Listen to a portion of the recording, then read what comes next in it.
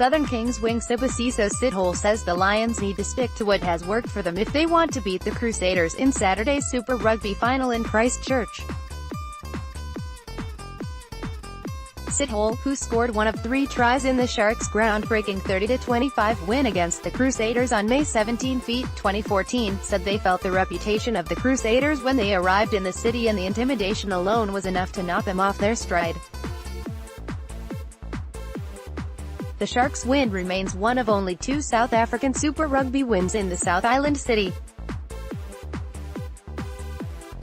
The first one was the Bulls' then Northern Transvaal 34-18 win on April 3, 1996. Current Crusaders coach Scott Robertson, his predecessor Todd Blackadder and current Waratahs coach Daryl Gibson all started for the Crusaders in that game, while Matt Proudfoot, Springbok assistant coach Jacques Olivier, Danny van Schalkwyk, Andre Snyman, Bram van Straten, Sharks assistant coach, and the late Boks stars Ruben Kruger and Joost van der Westhuizen were notable names in the Bulls outfit. "I'm not the biggest rugby expert, but if there's something they could do, it's to stick to their guns," Sithole said. While not many teams have beaten the Crusaders, they're still beatable. They mustn't deviate from the formula that got them into the final. There are small changes they'll need to make, but they mustn't change their DNA to suit the Crusaders. The Crusaders team are a successful unit, and when you get there, you already have that nervous feeling about the game. Just being there is intimidating because they're a decorated Super Rugby side and they always have proper teams. It's that kind of intimidation before anyone has told you anything. In the 2014 game, the Sharks were reduced 14 men in the 17th minute when Jean Dazel was sent off for stamping on Jordan Taufua, who was preventing him from leaving a ruck. They also had Willem Alberts yellow-carded in the 64th minute, but the Jake White-coached Sharks were a boring but process-driven team. Sithole said they were ready for any eventuality and their precise preparation kept them in the game despite the personnel shortages. Jake was very pedantic about pre-game preparation and that was his biggest thing. With the systems he came up with for that specific game, he knew how to beat them and he paid particular attention to detail. Even when we had players sent off, we were ready because Jake was all about repetition and we'd gone through the drills so many times. We just kept calm and stuck to our processes, Sithole said. You play against the big teams even when you lead or when you score, you always have that shadow of doubt creeping in.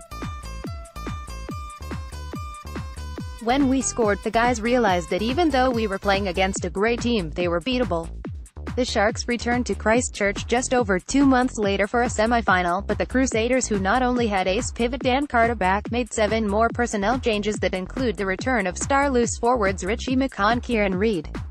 White made 6 changes that include Pat Lambie starting at 10 and Frans Steyn at 12, while Bok loose head prop Tendai Beast Empty Warrior missed the game through injury. Sithole started on the bench and came on for SP Mary in the 55th minute, but what Sithole remembers the most from the 38-6 semi-final thrashing was the intense and relentless pressure applied by the Crusaders.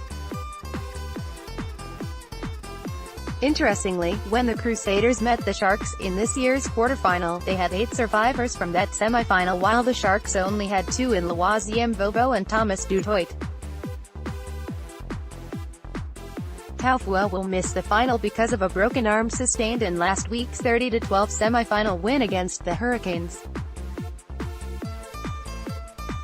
I came on in the second half, but I promise you, in the 30-something minutes I played, they just came in waves, he recalled. They had a side-to-side method where they consistently came at you with no respite.